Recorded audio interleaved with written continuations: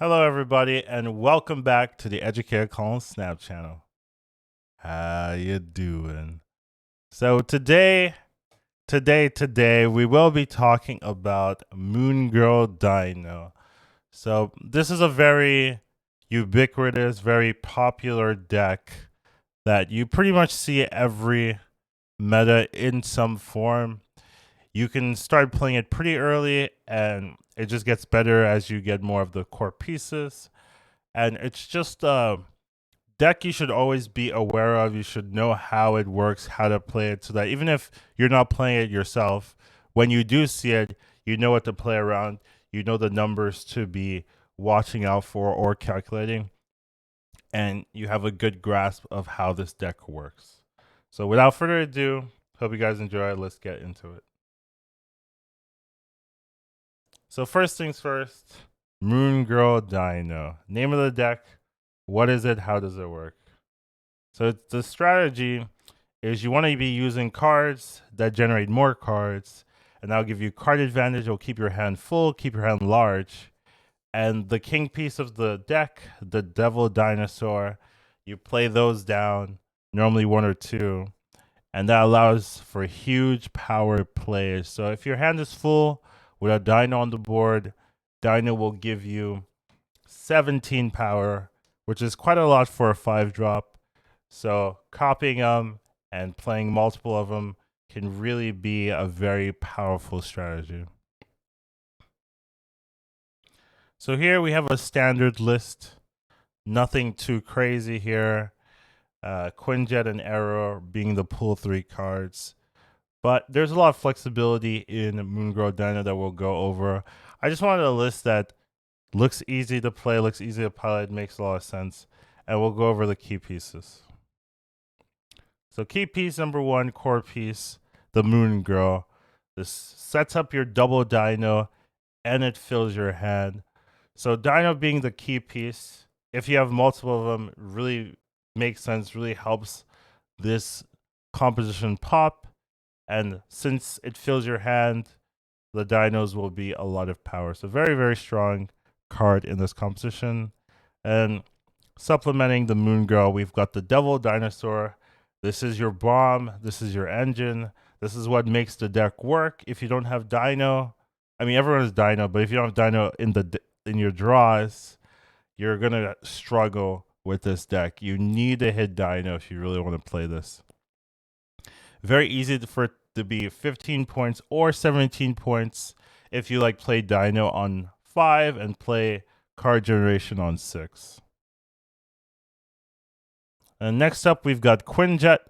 So this, I would say, is also a core piece. It's not as necessary as the other two, but it does help a lot. It allows your card generations to be cheaper, and this allows you to create surprising moments. So if they're not expecting, a very cheap Aero or a very cheap whatever, you can really just cause that chaos in their game plan. What they're assuming will happen, you can subvert those expectations.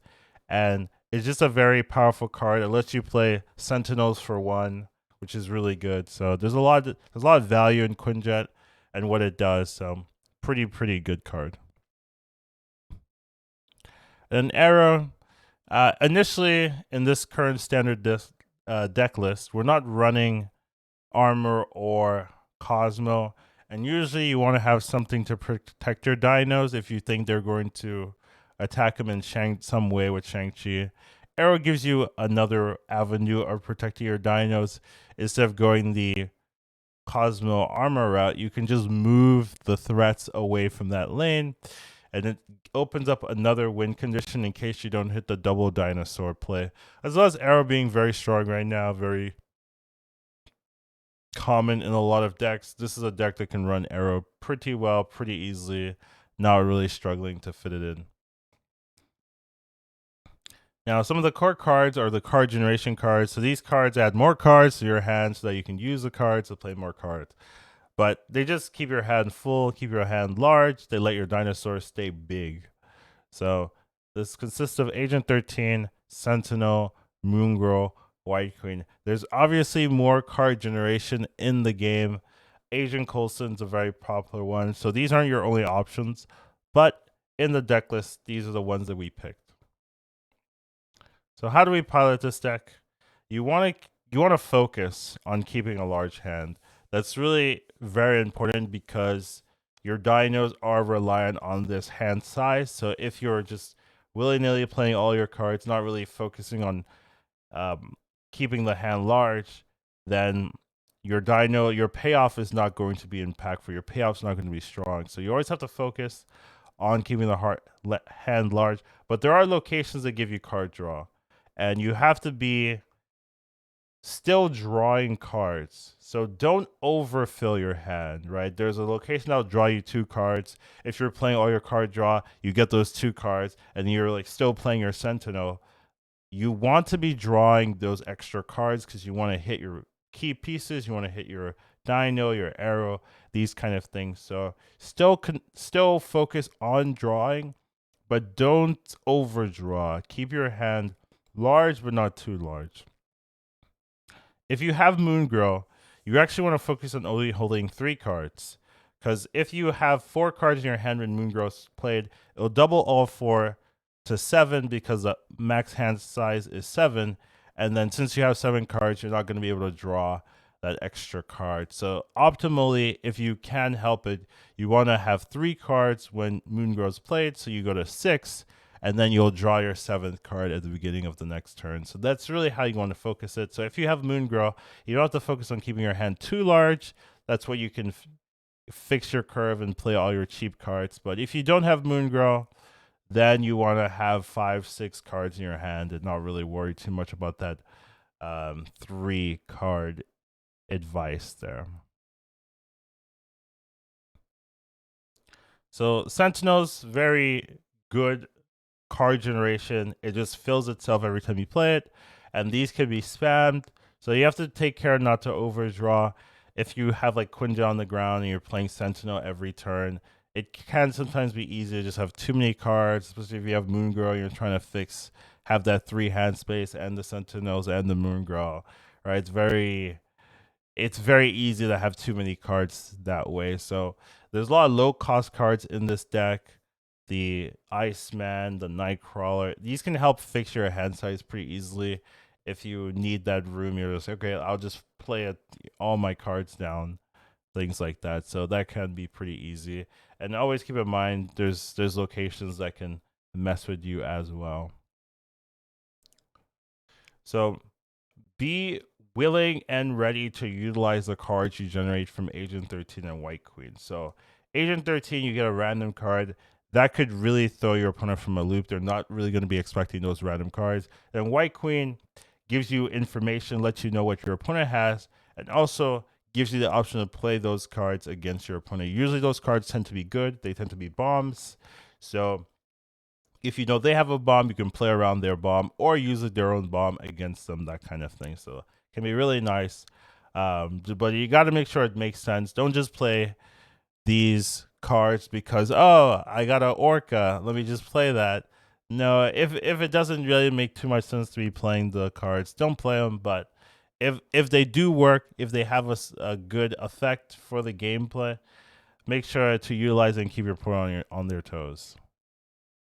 Now, optimal scenarios, you either want to go Moon Girl, Dino, and preferably like Moon Girl, Dino, Agent 13 or Sentinel that's cheaper from Quinjet, something like that, right? You want to add that extra power, or you can go Dinosaur plus Aero, right? Dinosaur plus Aero Quinjet, Dinosaur plus Aero Sentinel for 1, that kind of thing, right? So you want to be doing extra things besides just playing that Dino on that 6th turn. You want to play something else as well.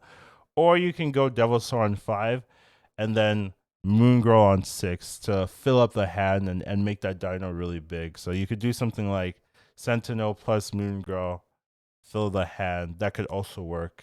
They might not be expecting you to turn like a 10 power or 11 power Dino all the way to a 17 power Dino. So that's another strategy that could work out in your favor. And here we have some of the powerful plays. Quinjet plus Moon Girl. Even though it's not a lot of power, it makes all your copied cards one cheaper. So you can have a Dino for 4, you can have an Aero for 4, you can have Sentinels for 1, multiple Sentinels for 1. You can have that Agent 13 copied card a lot cheaper. So there's a lot of power in that reduction of the cards that you already run. So that could be a really powerful play. Next up, we've got the Moon Girl plus Dino plus Aero. This is a very standard finish where you play the big Dino and then the Aero protects your other lanes. And usually you can play like a 1-drop to secure a lane maybe that you need the extra power in. Or the classic Moon Girl Dino Dino. This is very common. This is usually what people play around. If you play Moon Girl into Dino, they're usually expecting you to play a second Dino. So very good board state. You always want to do something like Dino plus Agent 13, Dino plus Sentinel, that kind of thing to really get extra power. I'm just doing the bare minimum amount of power with 3 cards that you can do there. But your turns can be a lot more than 34 if you really take advantage of the Quinjet and the extra card generation on the last turn. So something I want to talk about Moon Girl Dino, it's a very flexible deck, right? So this deck starts in pool 3 and just gets more pieces as you continue into the pool. So starts pool 3, but then it gets stronger and stronger, and there's a lot of flexibility. The only real cards you need are the Dino and the Moon Girl. And even that's like not really 100% necessary. You need the Dino for sure. Moon Girl, there's so much generation that you can, if you want to, you can get away with not running Moon Girl, but Moon Girl is so stable that you pretty much always run it. So it's just a very flexible deck, and there's so many deck building options to do with Moon Girl. So you got to keep that in mind. If something's not working for you, it might not be, oh, let me get out of Moon Girl. Your thought might be, how can I adjust this deck to fit my bubble, to fit the meta that I'm playing against, right? Are they playing something that I can switch a card for to make it a lot easier for me to win those matchups? That's really how you take advantage of a flexible deck like Moon Girl Dino. Now in flex spots, we have a ton of flex spots. So many, really. And this isn't even all of them. You can actually change more of the deck than this if you want. But here I have a couple. Iceman Scorpion is just a stable, annoying combo. Someone plays Iceman on 1, someone plays Scorpion on 2, you're just already mad at them. And it works, and it's played because it's so effective. Iceman's really, really good at just messing up what your opponent wants to do, and Scorpion does the same thing. Messes up what your opponent wants to do. It just feels bad playing cards affected by Scorpion. Nightcrawler is just there because it's really cheap, and you can move it around. So if you know people aren't expecting that extra power from the Nightcrawler, and people sometimes get lazy and forget that you're playing a Nightcrawler, and then you could just move it and you're like, oh yeah, they could do that. And I've definitely lost to that before where I'm just like, oh yeah, they have Nightcrawler. So definitely a decent card. We do have a decent amount of 1, so we do have to take care of Killmonger if you're not running it yourself, but does work well normally. And then Mr. Fantastic is just a pretty decent 3-drop. It means that your opponent has to contest every lane, and it can get into those lanes that aren't pretty easy to deal with, those Sanctum Sanctorums and things of that nature. So it's just a pretty good card, and always seems to fit in a lot of decks where I'm like, I don't know what to put here. I guess Mr. Fantastic makes a lot of sense. And then American Chavez, since we're drawing so much, we're not really reliant on drawing our 6. So it just makes our card or early game more consistent. It makes it more likely you're going to draw the pieces that you need on the turns that you need them. And you're not really necessarily sad that you're not getting that extra random card from your deck on turn 6. So you can definitely change all of these cards around to really fit what you want, but this is definitely some of the reasons why these cards are in there. Now, when we talk about alternative options for flex spots, there's just so many. So yeah, Collector I think is the biggest one that I didn't put in the standard deck list, but a lot of people run Collector, Moon Girl, Agent. There's so many ways to buff it up. So this can be a very powerful 2-drop, 6 power, 7 power, even more than that. So this is a very common card that you see in a lot of Dino decks. Just gives you another way of generating decent power. So definitely, if you want that extra value, you can definitely play Collector. Armor and Cosmo are just good for protecting the Dino. We have Aero kind of fulfilling that need, but especially you're not always going to see that. Sometimes you just want someone to play on 2 or 3, and Armor and Cosmo do complete or accomplish that goal pretty effectively, as well as they have other uses. Armor messing with destroy decks, Cosmo messing with anything that has an on reveal, which is pretty much every deck in the game. So yeah, it's pretty good. Mystique is another way of playing multiple dinos essentially without having to rely on the Moon Girl angle. Since you can copy the last ongoing, you can copy the dino and you can just go um, Dino into Mystique. Especially if you have Moon Girl, you can go Moon Girl, Dino, double Mystique. And that can be more power than the regular double Dino play. So that's definitely another option. You're adding more pool 3s, where this is one of the most common pool 2 early pool 3 decks, so you don't want to add too many pool 3s to start off with. That's why the standard deck list isn't full of pull 3 cards. But I think Quinjet and Aero are like the ones where you're like, ooh, this is really solid. But Mystique definitely can work, can go into Dino decks pretty seamlessly. Makes a lot of sense. Next up, we have Shang-Chi. Shang-Chi's pretty good because there's so many decks that run high power cards, ourselves included. So the Shang-Chi just takes care of that and really fits in a lot of deck lists. This is no exception. Almost every deck can run a Shang-Chi. It's just that um, core or that effective in every deck. It's really hard to say, oh, you can't run Shang-Chi in this. And you could definitely run it in Dino.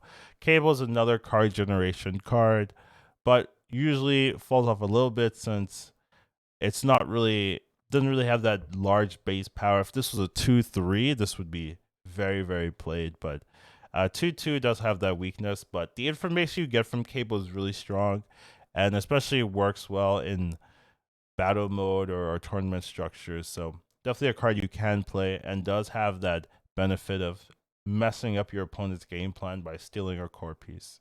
Agent Coulson's a very good 3-drop, gives you 2 cards for the price of 1, so it ups your hand advantage, and it's very cheap in 3 mana for what it does, and has pretty good base stats. So definitely a very strong card here.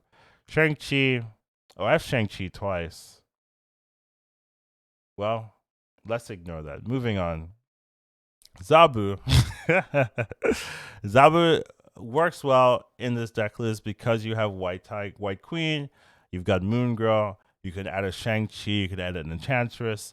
So it's very easy to have a lot of cards that Zabu can make a little bit cheaper and can work really well with the Quinjet if you have that Moon Girl synergy. So could be another option you want to try. It does really synergize well with the Darkhawk, which I have on the 8th spot, where if you go Darkhawk plus Zabu with the Moon Girl, you could really just have a ton of really cheap cards that give you a lot of power, and you add another win condition with the Darkhawk, so now you can go Darkhawk or Dino depending on what the board states and your hand looks like. So that's definitely another play you can do. Lizard, a very powerful 2-drop option. Maybe you don't want to play Scorpion, you can go for the Lizard angle. Same thing with Sunspot. If you don't want to play maybe Ice Man, you can go for the Sunspot angle. Sunspot being pretty good, taking a ton of power, and also works well with the She-Hulk. If you go She-Hulk, She-Hulk's not super core in this type of deck, even though it's really popping on a lot of decks. I wouldn't say She-Hulk is really necessary. You do have the Moon Girl, so that does open up the Moon Girl on 4, pass on 5, double She-Hulk for 1 on 6 plus a 4-drop. But since we are playing Dino, it's not that great because even though you want to play the 2 She-Hulks, you don't have a 4-cost Dino unless you hit Quinjet on the Dino and the She-Hulk. and then okay, the Quinjet will give you a 4 power dino, and then you could do it that way. But that's a lot of if statements that I don't really think are going to be happening too often in your game. So that's not the most consistent game plan. So I'm not really recommending it. But She-Hulk is a card you can play instead of Agent, instead of America Chavez. A lot of people like doing that just because it's a little bit more power, and it has that upside of making it pretty cheap. Next up, we have Doctor Doom. I'm a big fan of Doctor Doom right now. It's pretty strong, pretty solid. Just gives you that win condition if they want to attack. Answer your plays with an arrow. You can Doctor Doom, and the arrow is not that efficient. So just a really powerful card. We've got Professor X Devil. That's a pretty stable combo in the game. A lot of people run that. If you have a Daredevil, you can definitely try that out and see how that feels. Wouldn't say it's more consistent than the standard list, but the ability to snap on 5 with Daredevil just is such a really big boon in your climbing abilities. And then we have Killmonger. A lot of people are running things like Thanos right now and a lot of 1-drops, so the Killmonger will just wipe all the 1-drops away. It can be a really nice end game finish or turn 6 finish. And if you're running Killmonger, you can easily add a Nova on 1 instead of maybe the Iceman and get that extra buff for the Killmonger, make it really worth your while to play it.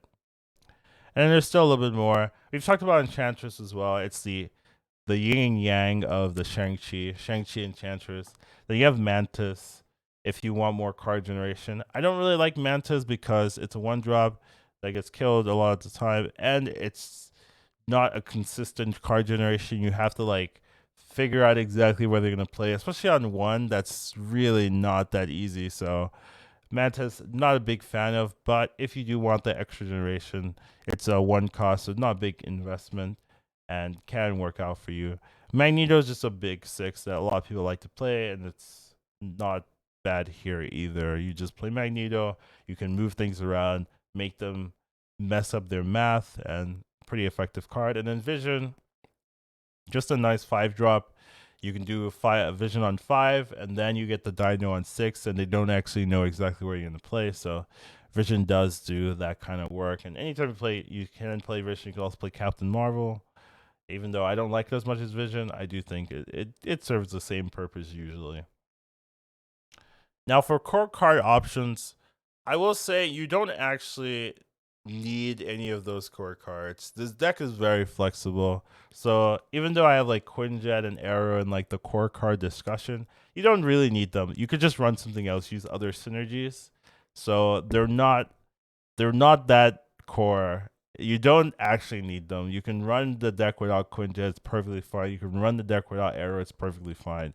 You just use other synergies. There's a whole list of alternative cards I've just went through, and that's not even all of them. There's more cards you can run that are even not on the list. So there's just so much that you really don't have to worry that you don't have Quinjet or Aero. You can start running this in pool 2 completely, and it works. So I wouldn't really be worried that, oh, I don't have Quinjet. That's not a problem. I don't have Aero. That's not a problem. You can still run this perfectly. You might need armor or Cosmo to protect your Dino if you're not running Aero, because if you play a Dino, I mean, people are just going to say, I'm Shang-Chiing you, right? So if you don't have any way to protect it, you might want to go armor or Cosmo so that you can protect it that way and not feel too worried about having this random Dino. Because a lot of times you'll have Dino by itself, and it's just like, well, if they Shang-Chi you or Enchantress you, you insta lose. So by adding that extra card, even if they Enchantress you, you'll have the extra stats, and even if they Shang-Chi you, well, you'll have the priority, so you'll be able to protect it so the Shang-Chi doesn't work. So definitely a way to do it. You do need Moon Girl and Dino. I will say, you don't actually need Moon Girl. You could run the deck without Moon Girl. You'll probably need something like Agent Coulson though. But you do need Dino. That one non-negotiable. You need Dino. it's your whole win con. So that one you have to have. But everyone has these 2 cards anyway, so it's not a pool 3 that's limiting you. So it's just like the deck building requires you have a Dino in there. All right, now when to snap, right? Usually, if you draw Moon Girl plus Dino and you're feeling confident, your opponent's not doing anything super crazy, well, then that's a pretty good hand. You're going to get the Moon Girl plus the double Dino, so that's pretty solid. If you have Quinjet early and you have card generation, that's also really good because Quinjet early with card generation, the 1 power sentries add up, and Moon Girl with Quinjet is really powerful. Same thing with the White Queen, can be really powerful. So that if you have that opportunity, that can be a reason to snap. And then another reason to snap is if you know your devil dinos cannot be contested.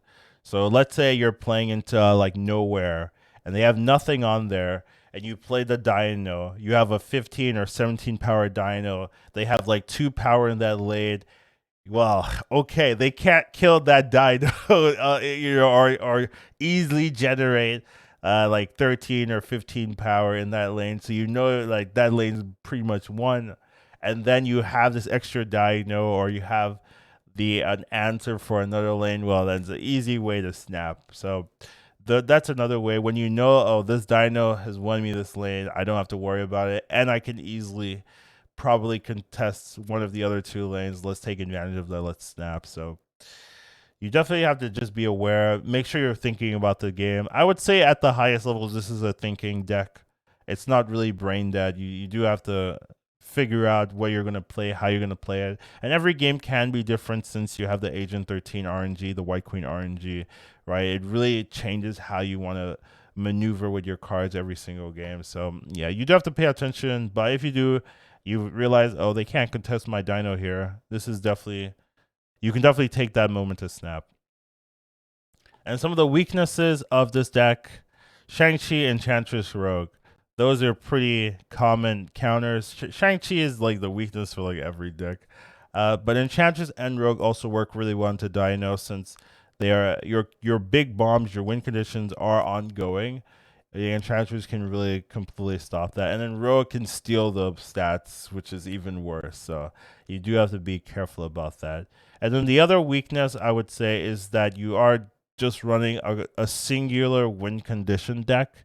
If you don't draw Dino, you've basically lost. So that means 25% of most games, or ignoring location RNG, is going to be very hard to win because you're not going to draw that dino. So that's the one issue with compositions that have singular win conditions. 25%, you only draw 9 out of your 12, so 25% of the time you're not going to draw any one card. And if that one card is your win condition, well, 25% of the time you're probably gonna have to retreat automatically. So that's usually the problem with one win condition compositions, and that's why I usually like 2 win conditions in the deck. Even though we do have Aero, if arrowing without a dino is pretty lame, so I'd still consider this one a singular win condition deck list, and that's another weakness of it. So here we have an example build. This one is pretty good. We've added a Cosmo, and we've added a Doctor Doom. So we don't have the Chavez anymore. We've also added the armor. So we have the armor and Cosmo and Doctor Doom. We've taken out the Mr. Fantastic, and we've taken out one other card that I don't remember at the beginning of it, but it'll come to me. But the Nightcrawler most likely, yeah. So it's just a nice solid build. You've got more counterplay with the Cosmo, and you have the Doctor Doom extra win condition. So you could definitely run something like this if it resonates with you more. You could just try this out, see how it works. Next up, we have a little bit more different build. We've got the Zabu now, and now since we have the Zabu, we're running the Shang-Chi, we're running the Enchantress, and then we also have the Sunspot. We don't have a 3, so maybe the Sunspot can take some of that buff there. We still keep the armor, but now we run more counter tools. So we can now Shang-Chi a big card. We can now Enchantress a big card. So it's a little bit easier to win maybe the mirrors or something like that. So that's another way of utilizing the tools that you do have. Next up, we have Agent Coulson and Mystique. I think those are two really good cards to add to your deck list. Agent Coulson gives you another way of generating a lot of card value, especially with Quinjet. And then Mystique is just another way of getting another dino on the board. And you could do something like Mystique into Coulson, right? Which is really, really powerful. So you add this extra way of playing the game, an extra avenue of doing something cool. You also still have the Cosmo if you want to protect one of your Devil Swords with that. So the cards can flow pretty easily, pretty seamlessly. I definitely think this is a pretty good deck if it resonates with you and you have all the pieces. And here I wanted to add a Darkhawk deck list just because a lot of it's very easy to run Darkhawk plus Dino, and then you have the Mystique being the bridge between the two, and a lot of the pieces fit pretty seamlessly. You can still play Quinjet, you can still play White Queen, and you can still play Moon Girl. So works really well, and then the Zabu fits in pretty handily, right? Just works with a lot of the cards you'll be playing already. So this is definitely pretty standard Darkhawk Dino list. Just works well. And if you have those cards, you can definitely play it out and see how it goes for you. And last but not least, I do have this Killmonger plus Shang-Chi. Right now, so this is very meta dependent, but right now a lot of people are playing Thanos, Lockjaw, or Shuri. And Thanos Lockjaw has a little bit of struggles with Killmonger, and then Shuri has a little bit of struggles with Shang-Chi. Not enough that they're bad decks. Like, they don't really care. But you can maybe catch them off guard if they're not paying attention. So I wanted to have a deck with Killmonger and Shang-Chi in it. And that's kind of what I went with. I thought the early game was pretty good. And then I put the Storm in. I think the Storm could be pretty nice. The one caveat here is I don't have Moon Girl in. Now the reason I don't have Moon Girl in is because I wanted to do double 3 on 6 instead of Moon Girl. And since I'm probably going to be doing some Storm, you could swap the White Queen for the Moon Girl, but I wanted the Storm to have the White Queen as the follow up. So that's why I decided to take out the Moon Girl instead of the White Queen. So you can go some Lizard, Storm, White Queen, maybe win that lane. Then you can try to use the Killmonger or the Shang-Chi to win another lane after you play the Dino. And then you have the Coulson, right? So if you want to go Killmonger Coulson, or you can go Mr. Fantastic Coulson or something if you want to reinforce that Dino lane, as well as having the Agent 13 and Sentinel. I know the Agent 13 can die from the Killmonger, but you're still getting that card generation, so it's not too much of a payoff or of a price to pay. So this is what I came up with. I thought it was okay, and it's a little bit meta specific. So maybe later on, if you're watching this down the line, you might be like, well, I don't need Killmonger, I don't need Shang-Chi, but thought if I know I'm gonna get comments like this. I want a deck for the meta with Dino, and this is what I came up with. I'm not saying it's the best one of the list. It's just one that if you're fighting Shang-Chi and not if you're fighting Shuri and Thanos, okay, you have Killmonger and you have Shang-Chi. So hopefully it doesn't work horribly, and there's some good plays that come from this. But overall, I wanted to be pretty thorough with Dino because this is going to be one of the first decks new players will consider, I guess, right? This is definitely one of the first decks if you're a new player that you're going to be thinking about and considering, oh, how do I play this deck? So I really wanted to make sure that new players can come here, watch it, and be like, okay, I feel like I have a good grasp of how Dino works. So hopefully you guys enjoyed it. Sorry it's long, and I'll see you in the next one.